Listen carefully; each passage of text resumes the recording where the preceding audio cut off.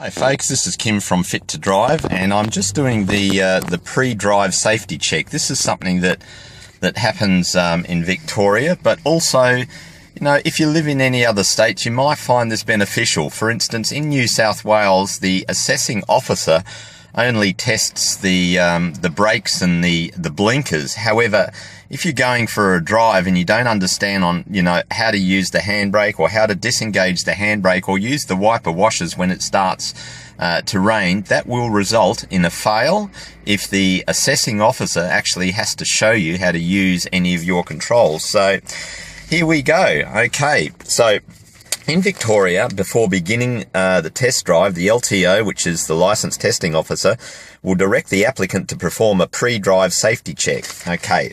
The applicant is required to identify and operate the following vehicle controls, the turn indicators. All right, so here we go.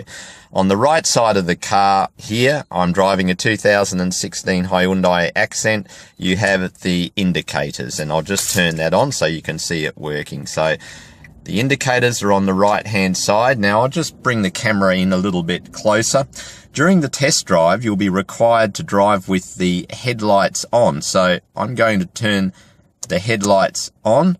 Okay, and as you can see, the little green light in the dashboard means that the headlights are actually on. What you don't want to see during the test drive is the blue light, which means high beam.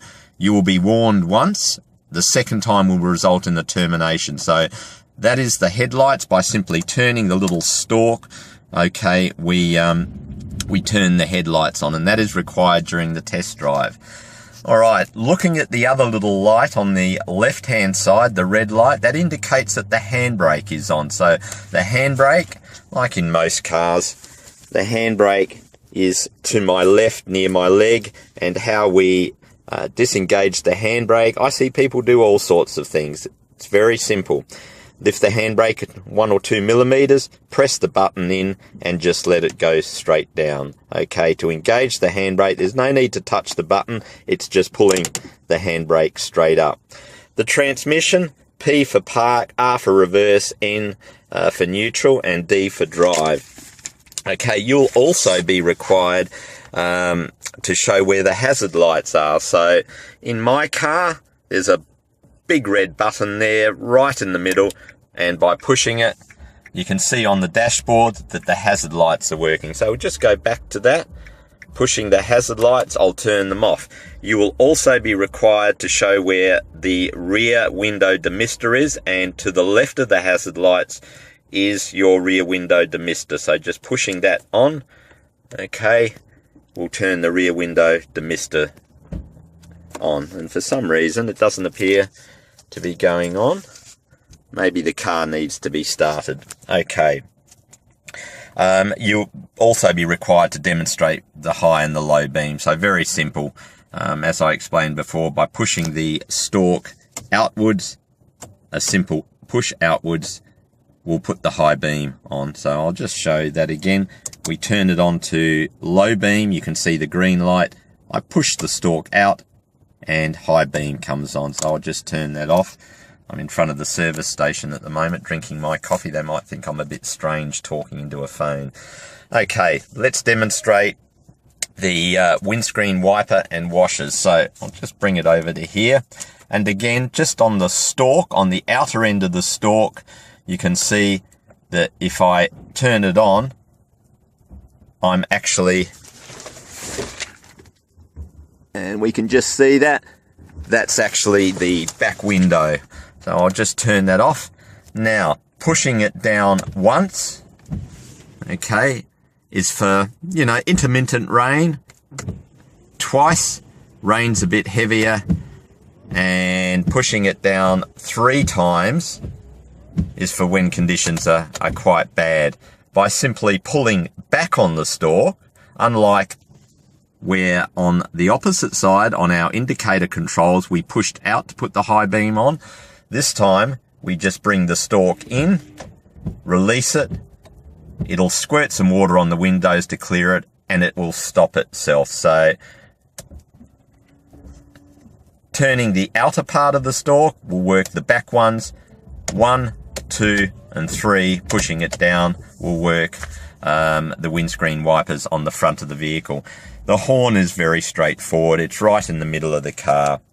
What else? And you'll obviously be recovered. You'll obviously be asked to start your engine. So just to recap, okay, the pre-drive safety check, you'll be asked to identify and operate the following controls. The turn indicators, your brake lights. Well, the brake lights are very straightforward. Okay, it's putting your foot on the brake. The assessing officer will be standing at the back of the car to make sure that your brakes are working. Please make sure that both sides work. And if you're doing your test in mum or dad's car, okay, this will be of benefit to you as well. You'll be required to, of course, identify all the controls. If any of your indicator lights are out or your brake lights are out, that will be the termination of your test. In New South Wales, you are not refunded any money. I'm not too sure if it's any different here in Victoria, but being a government department, I highly doubt it. Okay, you'll be required to demonstrate your horn. So by pushing here in my car, you will make a loud noise. The hazard lights, we've covered the hazard lights. There's the hazard lights there. Push that button and the hazard lights come on. The windscreen wipers and washers. Okay, so the windscreen wipers and washers on my car. Just remember what I explained. Simple, pulling it in. We'll clean the windscreen and cancel it, and then you have your 1, 2 and 3 depending on the severity of the conditions that you're driving in. We've covered the handbrake down here, very easy. When you finish your maneuvers, just as a little bit of an extra, when you finish either your 3-point turn or your reverse park, you generally get one of those. You'll be required to put the car into park and put the handbrake on, signifying to the testing officer that you've actually finished your maneuvers. Okay. We've also covered the rear window demister there. That's what it looks like. They don't ask you for the radio or the air conditioner or things like that. Now, very important, the front demister on my car. Okay, so what I do is this. If all of a sudden it gets very foggy in the car, I turn it to just about the middle. I turn the controls there to the front. You can see the window there, and I will turn the fan on. And what that will do, can't quite see it at the moment. If the front windscreen was really foggy, that would actually demist it. So your controls are in the center. We turn the button here to between the orange, between the blue and the red. You can have the air conditioner on. That just makes it demist a little bit faster, or you can turn the fan on. It doesn't really matter. And the setting is to the little window with the wavy lines. That is actually the front windscreen. Alright, this is Kim from Fit to Drive. Don't forget that if you're a learner driver, you get a free driving lesson through the Keys to Drive program. Any questions, please feel free to contact me through my Facebook page or my email address. Please note too, on my website, fittodriveschool.com, if you click on the button that says How Not to Fail videos, there is a PDF of the Victorian test drive criteria right at the top of the page, so that may be helpful. Thanks again for watching, and this is Kim from XL Drive.